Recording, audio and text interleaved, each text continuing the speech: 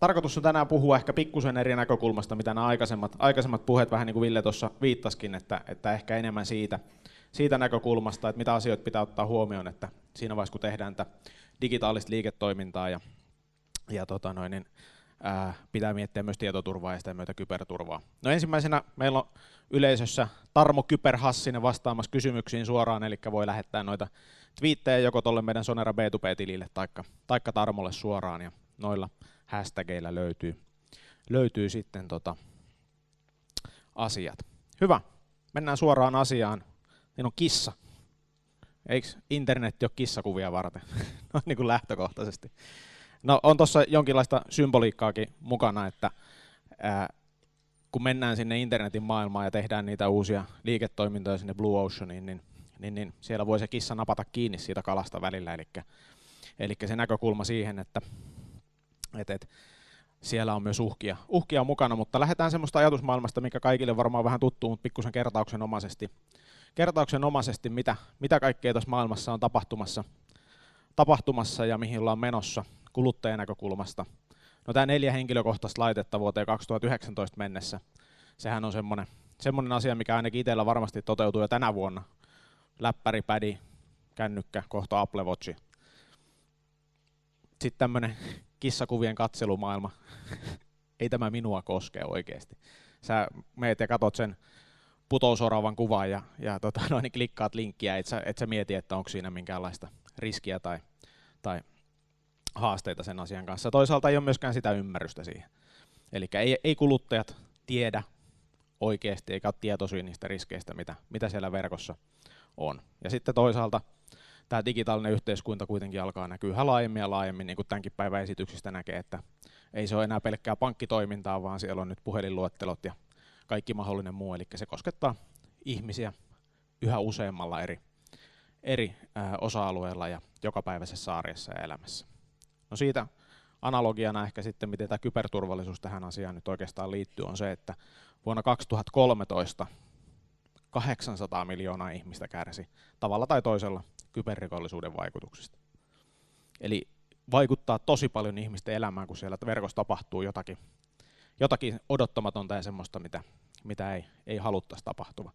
No miten sitten, jos ajatellaan yrityksiä, mitä tänäänkin on paikalla, ja sitten toisaalta sitä kautta niitä kuluttajia, no tämän tietää kaikki, pilveen ollaan menossa myös liiketoiminnassa.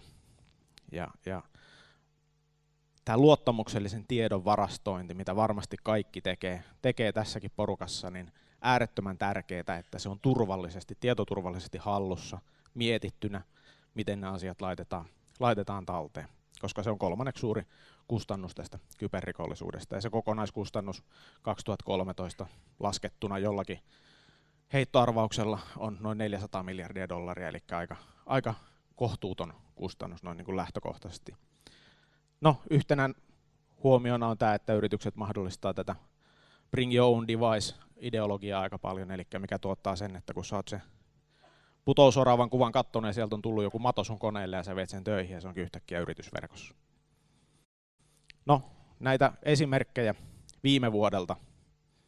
Target hävitti 40 miljoonaa luottokorttitietoa. eBay kadotti 233 miljoonaa salasanaa. Evernoteen vastaan tehty palveluhyökkäys puhutti 100 miljoonaa käyttäjää ilman palvelua. Amerikkalaiset kadotti 4,5 miljoonaa potilastietoa. Ja sitten tämä suurin, tämä Home Depot, 56 miljoonaa luottokorttitiedon hävittäminen. Eli taustaa ja syitä sille, miksi kyber on sellainen asia, mistä kannattaa puhua ja mikä kannattaa ottaa huomioon aina, kun lähdetään tekemään digitaalista liiketoimintaa. Ja tänään puhutaan kyberturvallisuudesta. Mitä se on? Ensimmäinen mielikuva kaikille varmaan on se, että palomuuri, antivirus, botnet protection, tekniikkaa. Ei se tekniikkaa käytännössä ole. Eli se on kaikkea, tai se on sitäkin, mutta se on kaikkea muuta paljon enemmän. Mä kysyin herra Googlelta, mitä se tähän asiaan vastaa, ja löytyi Wikipedia-artikkeli siitä, mitä kyberturvallisuus on. Ehkä toi boldattuna oleva asia siinä on se olennainen, eli kyberturvallisuusajattelussa yhdistyy tietoturvallisuuden, jatkuvuuden hallinnan ja yhteiskunnan kriisivarautumisen ajattelua.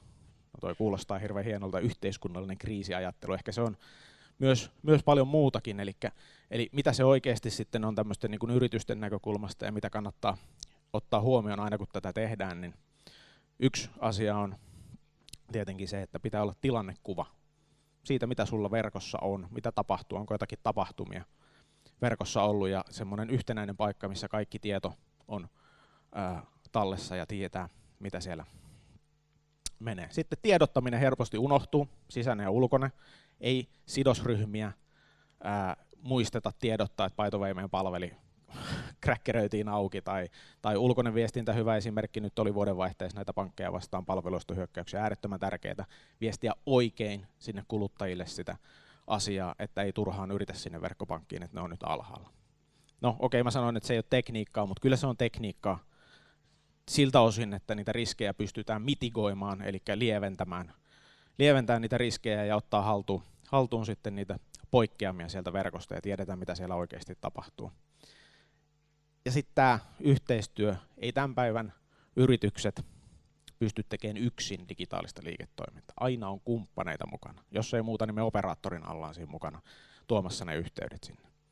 Ja äärettömän tärkeäseen rooliin tulee tämä yhteistyö koko sen kumppanikentän kanssa. No siitä päästään tähän harjoitteluun. Eli miksi harjoittelu on tärkeää, niin Ville viittasikin tuohon tulipaloasiaan, miksi tuossa on Kouvola yhteiskoulun palosta kuva. No, hyvänä puolena se, että kaikki siellä pelastui, ei tapahtunut mitään vakavaa muuta kuin aineellisia vahinkoja. No mistä se johtuu, että näin kävi? Siellä on järjestetty poistumisharjoituksia joka syksy. Kaikissa luokissa oli turvaohjeet. Eli harjoittelemalla on päästy siihen tilanteeseen, että ei tule haasteita, ei tule vahinkoja sen enempää. No sitten onnettomuustutkintakeskus oli tätä myötä halunnut korostaa tätä kattavien paloharjoitusten arvoa. No siitä johtaa kysymys, että mehän suojataan hirveän hyvin itsemme tässä fyysisessä maailmassa. Miksei me tehtäisi samaa tuossa sitten digitaalisessa maailmassa. No esimerkkinä kuinka moni on osallistunut paloharjoitukseen oma yrityksensä puitteissa tai muuten. No niin. Kuinka moni on osallistunut kyberturvallisuusharjoitukseen? S-ryhmän mies oli siellä heti. Käsi pystyssä, kohta tulee esimerkki siitä. Eli aika harva, mutta kumpi on todennäköisempää, mikä tulee omalle yritykselle? Se, että sun toimitila palaa vai se, että sinne tulee jonkinnäköinen tietoturva- tai kyberturvallisuuspoikkeama? Mä väitän, että se on se tietoturvapoikkeama. No, miten sitä pääsisi harjoittelemaan tuota kyberturvallisuutta sitten oikeasti, että mitä se pääsette siihen, että se on niin kuin hyvällä tasolla yrityksessä? No siihen on useita eri vaihtoehtoja. Ensimmäinen tämmöinen hyvin tyypillinen, mitä paljon on tehty, iät ja ajat puhutaan pöytälabrauksista, prosessilabrauksista, keskustelupohjaisista labrauksista. Tarkoittaa sitä, että jengi menee yhden pöydän ääreen ja otetaan joku prosessi pöydälle ja katsotaan miten se menee ja löytyykö pullonkauloja ja mitä siellä sitten on parannettavaa ja näin poispäin. Toisaalta tekniset harjoitukset, eli silloin otetaan tekninen henkilökunta esille, palomuuriylläpitäjät, harjoitellaan niillä sitä, että miten sitä palomuuria ylläpidetään ja miten ne turvallisuuspoikkeamat sieltä löydetään. No se kaikkein kattavin asia sitten, mistä enemmän haluan kertoakin, on ehkä tämmöinen teknistoiminnallinen harjoittelu, milloin siinä on mukana laajalti koko se organisaatio ja sidosryhmät. Ja siinä sitten lähdetään mallintamaan niitä liiketoimintakriittisiä palveluita ihan teknisesti ja toiminnallisesti siihen ympäristöön, missä harjoitellaan. Ja testataan laajalti sen organisaation toimintamalleja ja menetelmiä. No, nyt oli tämä case-esimerkki Keskimaa tai S-ryhmä. Tuossa on vähän niitä tavoitteita, mitä sille asetettiin siinä vaiheessa, kun ruvettiin suunnittelemaan sitä. On tämän kyber- ja tietoturvan kehittäminen tietoverkoissa. Vähän tehtiin uutta verkkoa niille Keskimaalle lähinnä siinä kohdassa, jota sitten haluttiin testata, millä tavalla se teknisesti suoriutuu vastaan erilaisia muita ratkaisuja. Toisaalta sitten sitä myötä sisäiset prosessit, niitä on hyvä kehittää ja auditoida vähän, miten ne tällä hetkellä toimii ja miten ne sitten voisi toimia paremmin. Ja sitä myötä tietenkin henkilökunnan kehittäminen, ihmiset ei ole harjoitellut sitä, niin kuin nytkään ei noussut kuin meidän keskimaamiehen käsi ylös, että kuka sitä on harjoitellut. Eli se on ihan hyvä kehittää henkilökuntaa ja olla tietoinen niistä asioista ja samalla myös liiketoiminnalle sitä, että ymmärtävät sen riskitietoisuuden siitä, että mitä tämmöinen kyberpoikkeamat voi tarkoittaa heidän verkossaan. No miten se harjoitus sitten oikeasti tapahtuu, mitä siellä niin kuin mennään? Se on vähän niin kuin peliä. Sinne mennään, tehdään taustakertomus ihmisille, ketkä osallistuu. Otetaan siniset joukkueet, jotka on ne harjoittelevat osapuolet, heitetään joka jamppa omaan huoneeseen 2-5 hengen tiimejä ja annetaan niille sinne työvälineet, annetaan mitä ne on oikeassakin elämässä, heillä on siellä on puhelin, sähköposti, mahdollisesti joku tikettijärjestelmä, minkälaisia työvälineitä sitten ikinä omassa työssään on. Ja kerrotaan, että toimitte niin kuin olisitte normaalisti töissä. No sitten mallinnetaan riittävällä tasolla sen yrityksen verkko sinne, eli saadaan sen näköinen tilannekuva myöskin rakennettua, että mikä se olisi todellisessa tilanteessa, jos sinne tulee poikkeamia. No sitten meillä on ne pahikset, eli punainen joukkue, ja sitten meillä on valkoinen joukkue, joka on se harjoituksen johto, jossa samalla mallinnetaan kaikki muut toimijat, mitä voi maailmasta löytyä. Esimerkkinä itse olin tuossa valkoisessa joukkueessa tuossa harjoituksessa ja olin myös keskusrikospoliisi siinä samalla. Eli siinä voi olla monenlaista roolia, mutta ideana se, että toimitaan siinä niin kuin oikeassa maailmassakin. No mitä sitten tapahtuu siinä harjoituksessa? Sinne lähetetään syötteitä. Yhden tapainen syöte voi olla palvelunestohyökkäys, ajetaan siihen verkkoon. Sitten odotetaan jotain vastetta. No vaste voi olla vaikka se, että IT:n pitäisi lähettää sitten esimerkiksi Soneran sokkiin tutkintapyyntö, että mikä siellä on, että peskää se liikenne, että ei me haluta, että tänne tulee palvelunestohyökkäystä. No toinen syötö voi olla vaikka se, että hotellissa tulee henkilökunnalle joku sanomaan, että mun tietokoneessa on kryptolokkeri, että kaikki tiedot on salattu ja ne vaatii 100 bitcoinia, että se avataan, että mitäs mä nyt teen. No siitä tulee syöte sitten sisään sinne liiketoimintayksikölle ja vaste voisi olla se, että ne lähestyy omaa IT-osastoonsa tutkintapyynnöllä. No yksi voisi olla sitten toisaalta sekin, että lehdistön tiedustelu. Mitäs nyt kun me ollaan katsottu sosiaalisesta mediasta, että puolet teidän hotelliasiakkaista on saanut kryptolokkeri, että oletteko te tehnyt jotain tälle asialle? No siitä voisi olla vaste se, että mitä sitten tiedotetaan. Ja näin edespäin se peli pyörii, kaikki dokumentoidaan, mitä siellä tapahtuu. Ja sen jälkeen lähdetään analysoimaan myöhemmin sitä tilannetta, mitä siellä on parannettavaa ja ruvetaan kehittämään niitä prosesseja. No, joitakin havaintoja ja huomioita tuommoisessa hienossa sanapilvessä. Tiedottaminen nousi yhtenä tärkeänä asiana. Kumppaneiden hallinta, jatkuvuuden hallinta, tilannekuva, prosessit, henkilöstö. Sanamuodossa, että jo pelkkä se suunnitteluvaihe rupesi paljastamaan prosessia ja teknologia heikkoja kohtia. Ja tuommoinen pelimuotoinen harjoitus kehittää sen lisäksi, että niitä osallistujia, niin myöskin sitten sitä syötteitä rakentavaakin organisaatiota, eli löydettiin myös Sonaralle siinä kehityskohteita heti saman tien. Ja suurimmat puutteet harjoituksen aikana, niin kuin tuossa sanapilvessä onkin, niin oli enemmän siellä kommunikaatiossa ja tiedottamisessa.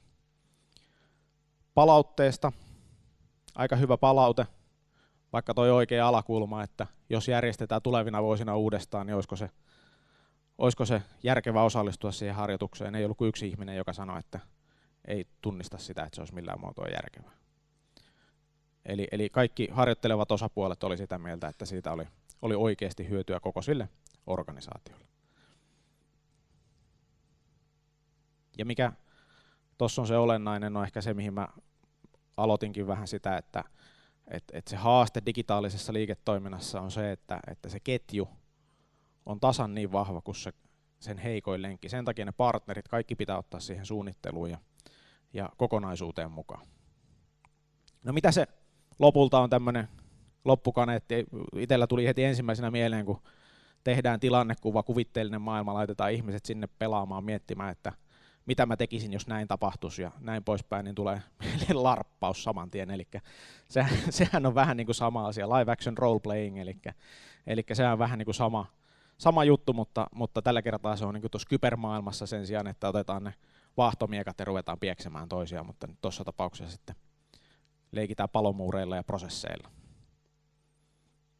Ja ehkä se anti, mitä tästä niin kuin haluaisin, että varmaan teille jäisi, olisi se, että siinä vaiheessa, kun suunnitellaan niitä uusia liiketoimintoja sinne verkkoon, niin on hyvä tiedostaa, että tämä kybersuojaus voisi olla ihan kiinteä osa jo siinä suunnittelussa, että se on sen palvelun osa, eikä semmoinen, mikä myöhemmin ruvetaan miettimään siinä, vaan että se olisi siinä jo lähtökohtaisesti sisäänrakennettuna.